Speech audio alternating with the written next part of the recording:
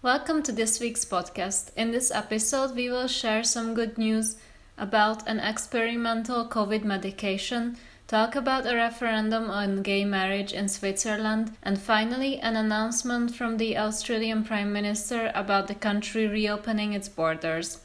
So let's get started.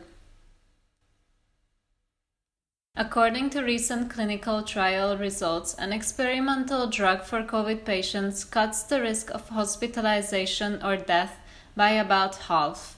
The tablet called Molnupiravir is produced by US drug maker company Merck, who said it would apply for emergency use authorization of the medicine in the US in the next 2 weeks after a successful trial. The trial results reveal that the drug has to be taken early after the development of symptoms in order to be effective. In the case of patients who had already been hospitalized with COVID, the trial results were much more disappointing. Molnupiravir was originally designed to treat influenza, but now it would be the first oral antiviral medication for COVID-19 if it gets authorized by the regulators in the US. Other pharmaceutical companies such as Pfizer and Swiss company Roche are also working on their own pills to treat coronavirus, but Merck is the first to report their trial results. In Switzerland, LGBTQ groups celebrated a historic day last Sunday after voters overwhelmingly backed same-sex marriage in a referendum. 64.1% of voters said marriage between 2 men and 2 women should be legally allowed, and the proposal won a majority in all of Switzerland's 26 cantons. Switzerland is one of the last countries in Western Europe to allow same-sex marriage. After the Swiss referendum, Italy remains the only Western European country that does not allow wedlock for gay and lesbian couples. However, most countries in Central and Eastern Europe still do not recognize marriage between same-sex couples, and countries like Hungary and Poland even have a constitutional ban on them.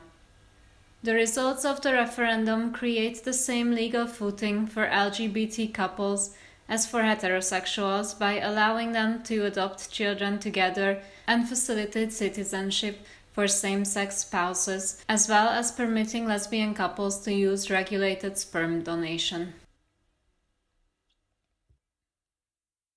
Australia will reopen its international border from November, as Prime Minister Scott Morrison announced to the press on Friday.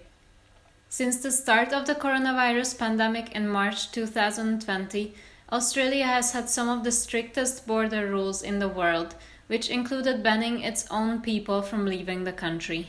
They can only travel outside of Australia for exceptional reasons, such as essential work or visiting a dying relative. Entry to the country is permitted for citizens and others with exemptions, but the arrival numbers are strictly limited, which has caused many families to be separated. For people arriving in Australia, currently a mandatory 14-day hotel quarantine is required, which costs each traveler about €1,900. This requirement is going to be replaced by 7 days of home quarantine for vaccinated Australians or permanent residents, but unvaccinated travelers would still have to self-isolate for 14 days in a hotel. Australians are going to be eligible to travel when their state's vaccination rate hits 80%, but for foreigners, travel will not be immediately available. Thank you very much for listening. That is it for this week's podcast.